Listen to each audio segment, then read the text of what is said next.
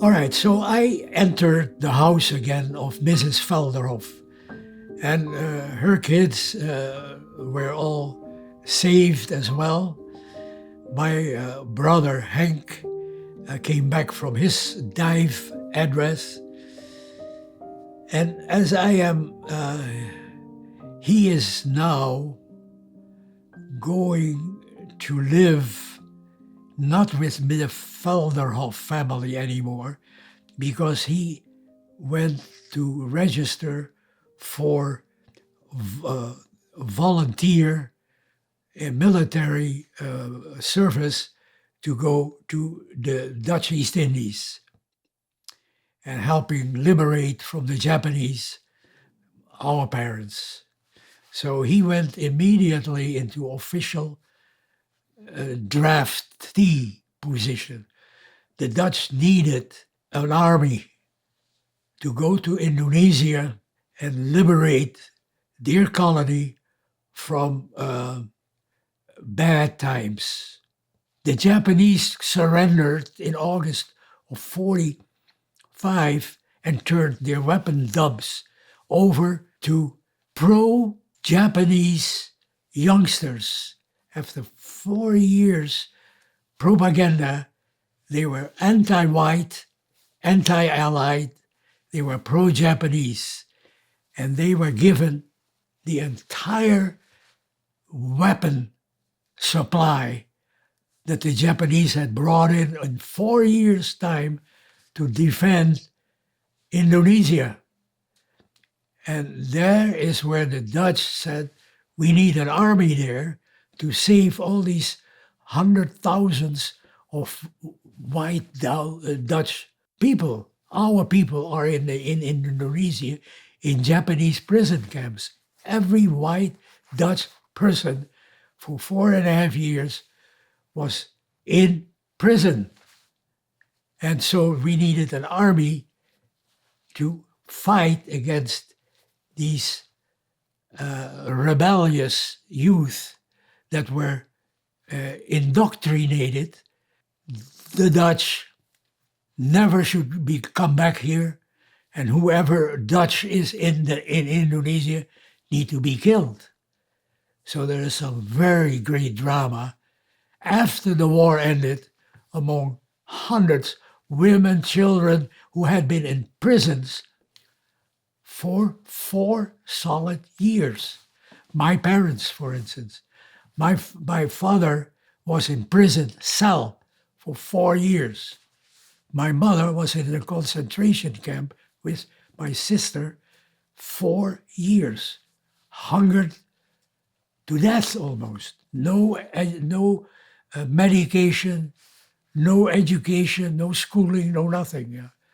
So when my brother went into the Dutch army, there was, everything had to be given to the Dutch, no uniforms.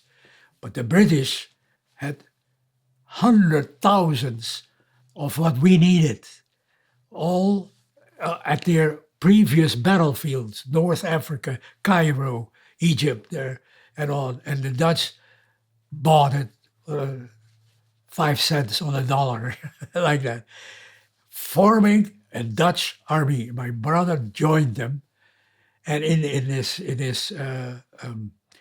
exercises to become a skilled soldier, he got hurt with an explosion in his hand.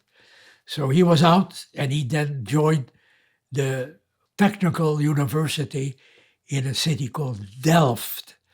It's like a runaway from MIT here. And because Delft is close to Den Haag, where the palaces of the Queen and all that, and my grandfather had lived, and my grandmother, he lived there while he went to the university for 5 years.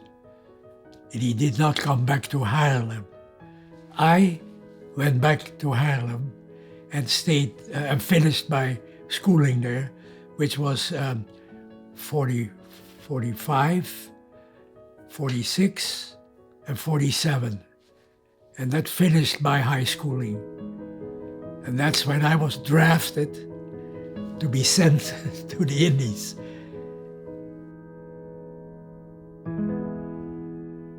When I was with Mrs. Felderhoff, I got a telegram from Java. My father had left before the Japanese conquered Indonesia. He moved his career from being in a shipping line executive. He became the director of a news agency in Batavia before the Japanese had landed. And that was a job that he preferred. You know, he was very educated. He had a doctor's degree in law. He was Dr. Hank Colyn. That's when he went into a prison cell after he was condemned first to death by a Japanese court martial, and then it was changed to 15 years of cell in a Javanese prison cell. So he was separated from his wife and his daughter. They stayed in Batavia, went into a concentration camp because the Japanese didn't know what to do with Dutch people. They couldn't send them back to the Netherlands, and they hated them, and they could have killed them, and they did in a way by not feeding them well. You know, a whole lot of these Dutch people, the colonial people, died of starvation in concentration camps. And that ended almost tragically because at the time of the Japanese surrendering, the man who was 200 he was 200 pounds. He was just a skeleton. He couldn't sit on a john anymore by himself. He had all the tropical diseases, beriberi, and skin diseases, bitten up, stung by the mosquitoes, and so on and on. And he was basically dying in August, the end of the war, in Bandung. Bandung, big city in the mountains on Java, on West Java. But he made it. My mother visited him in the prison when the war was over. But that was also in great danger of her life. She had to go by train. And the train didn't have any helpers for white people. So she could easily have been thrown off the train as a single woman, white woman. When all of Europe was celebrating the celebration of freedom, but not in Indonesia. It took 6 months before my dad finally got offered a plane ride from Batavia, where they were under fire in the building they were living by the native boys. They were very good natives, servants who served the white population at home, you know. And they tried to save their bosses, so to speak, by smuggling in food in the concentration camp. So many Indonesians suffered beatings by the Japanese because their Dutch family that they had served for years as maids, as cooks, as houseboys, and so forth, they tried their best, knowing where the previous bosses were, to bring in bananas and rice and all that. And if the Japanese caught them, they might have been killed either way, or being beaten badly. When did I hear that they were alive? And that was a telegram that came from his previous office, where a journalist that used to work for him before he was imprisoned fled from Java to London. But the moment the Japanese had capitulated, he traveled back to Indonesia to look for his boss. And there he found my father in great need, medication, food, all that. And he said to him, can you send a telegram from Batavia, that was possible, to my two sons in Europe, telling them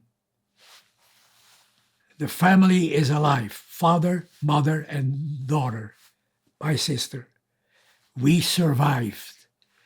Ask these two boys at the Felderhof family, how are you guys doing? Are you still there? Have you survived? We could easily have been killed in many ways.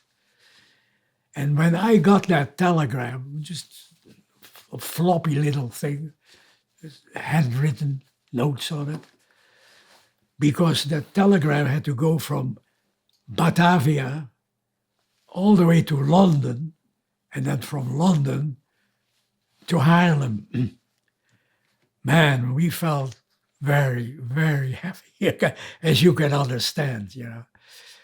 So then when my father got the news that the two boys in Europe had survived, he mentally thought there was a good reason to stay alive because he didn't have much in him anymore. That bare message, my father said to me, when I learned, first of all, my wife survived the hell of the Japanese occupation, plus my daughter, you know, my sister. There was so much motivation for me to, don't die, Hank. And then on top of that, I got the telegram back. Your two sons, after 6 years separation, long time, they are alive. Then he said, mentally, he sprung up, you know, there is no reason for me not to stay on and keep the family alive. We did in the beginning try a little bit by sending letters to my parents in Indonesia before the Japanese conquered. But Holland was already under German occupation. And we sent that to an address in Switzerland. Dear father and mother, to a man in Switzerland that we had never met, but it was arranged that way. He took the letter out, put it in another envelope, and mailed it from Switzerland to Batavia before it was Japanese. So they got a little bit of contact with us and got some stories about the Germans invading Holland, you know. But it wasn't very long afterwards that the Japanese started their malfeasance, you know, and bad. The Japanese were very, very cruel.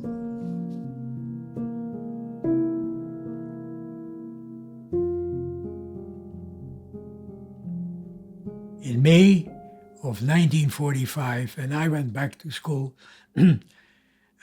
starting in September. And actually, I was drafted after I came out of 2 more years of high school, 45, 46, and in 1947, I was drafted after the summer vacation. No more schooling. Now it was military service. And the purpose of having been drafted with thousands of other Dutch boys was to go to Indonesia and liberate the Dutch East Indies from the pro-Japanese Indonesian youth. They were indoctrinated into the Japanese fascist thinking that Europeans do not belong in East Asia or anywhere else other than Europe. So colonialism was told that that is bad and it should have never happened. There should never be a Dutch East Indies. And make sure, you Indonesian youth, that you don't allow any Europeans ever to come back to your country, what is now called Indonesia. At that time, the name Dutch East Indies disappeared, and the word Indonesia was the right name for that new country. And the Dutch in the Netherlands, with the government there, didn't want to turn over their colony after 300 years when you don't know what that new government would do. We knew they were very bloodthirsty. That happened right then in August of 45. Those young youth, they saw in front of them concentration camps with women and children, or men for that matter. And in Java, they attacked some of these female camps and killing them, slaughtering them. In spite of having been under the Japanese for 4 years, hungered to death, some of them, but they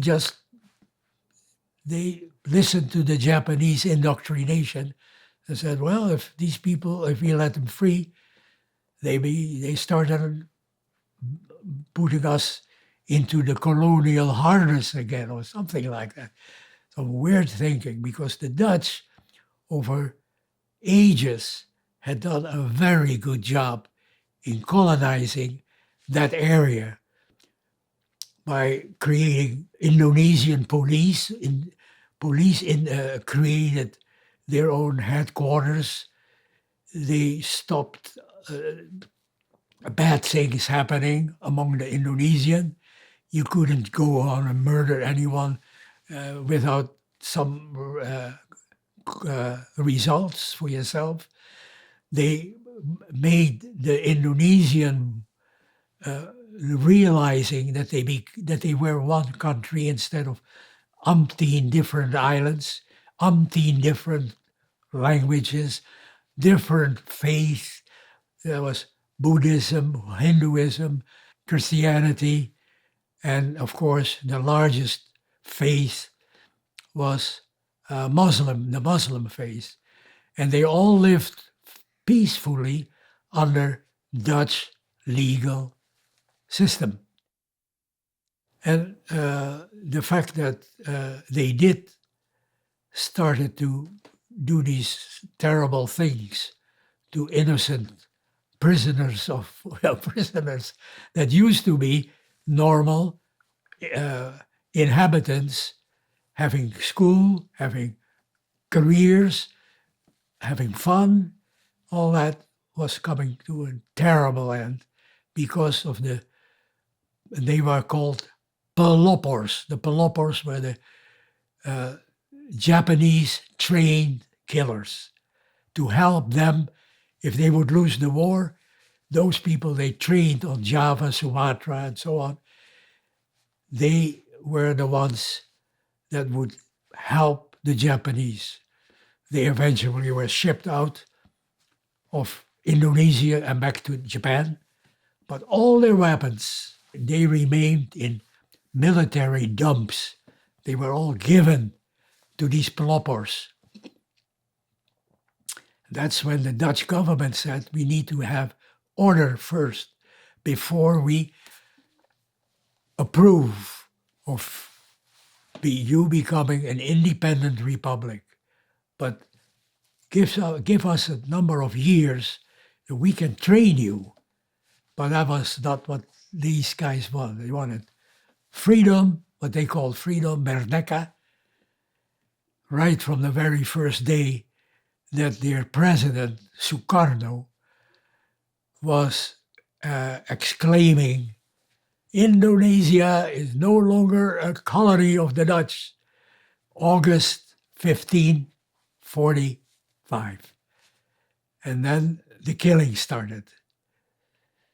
People coming out of the concentration camps, plantation managers going back to their plantation.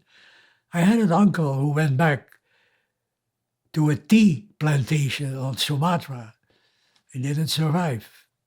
When he made it out of his concentration camp, this is just a part of a number of houses that were used before the war by white people, and kind of a village type thing.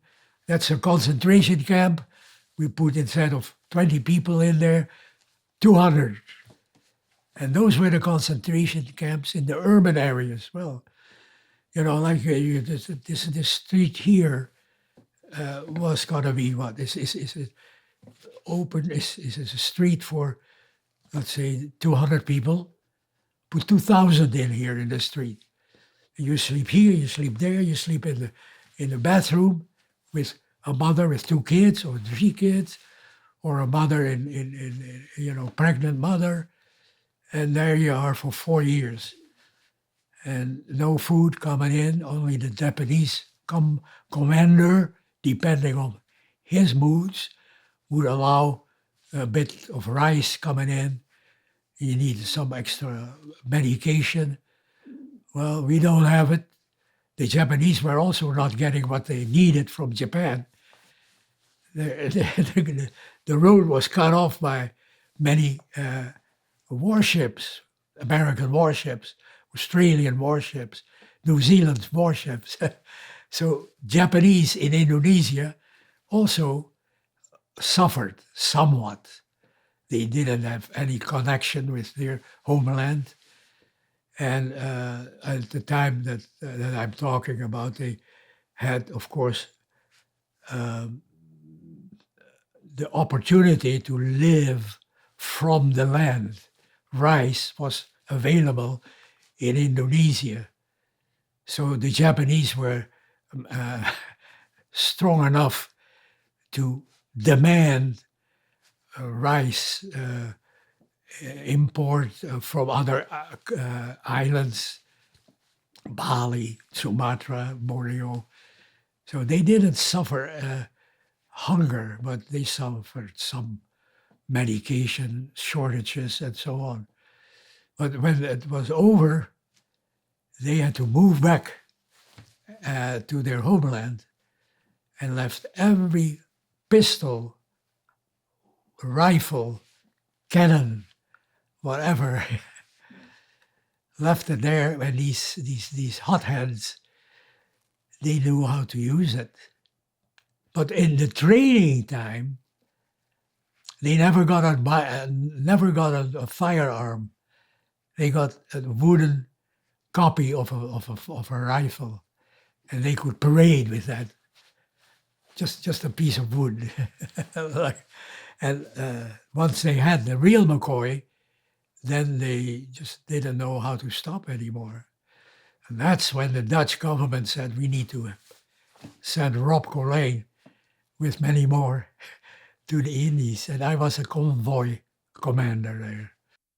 250 men and a commander, a captain, was then loaded, embarked in Amsterdam, and went overseas through the Suez Canal all the way to Indonesia, where we arrived on the east coast of Java at a port city called Surabaya.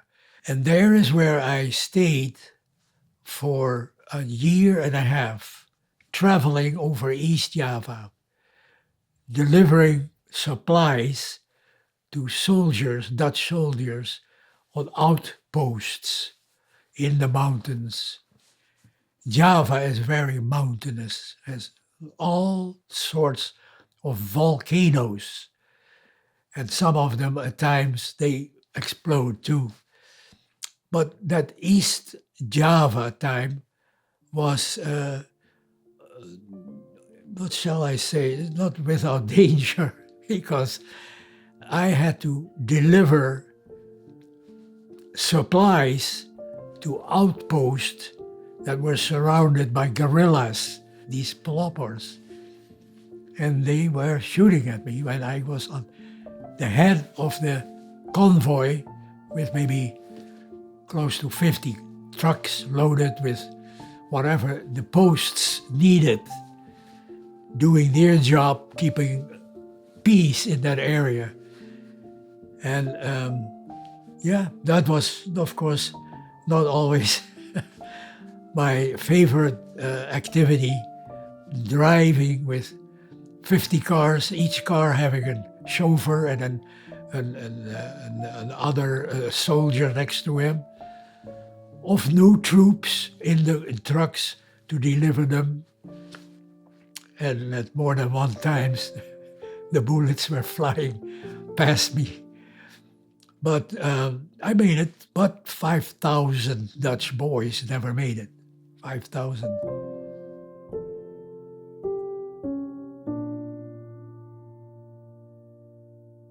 My girlfriend from school, I left her in the Netherlands and went to Indonesia. And we left ourselves free to date. She could date whoever she wanted while I was gone, and I could maybe end up with an Indonesian girl, who knows what. But I had no desire to have any other girlfriend in my life than Teek. And Teek had been given by me, you date any person you like in the Netherlands. And she did. She had one or two friends. Not that she slept with them, but she went for movies, dance. Teek was a good dancer. And there was plenty dancing to do after the war. All the British foxtrots and American wild dances. So she had a good time with someone. And on the date that that the Republic was recognized by the Dutch government, it was a very important date. That was the end of December 1949. The Dutch gave in. The Dutch said to the Indonesian leaders, yes, we accept your proclamation of the Dutch East Indies gone and instead being replaced by the Republic of Indonesia under the leadership of President Sukarno. At that time, it was over for me. All I had to wait for, demobilization, return to the Netherlands, and go back into civilian life.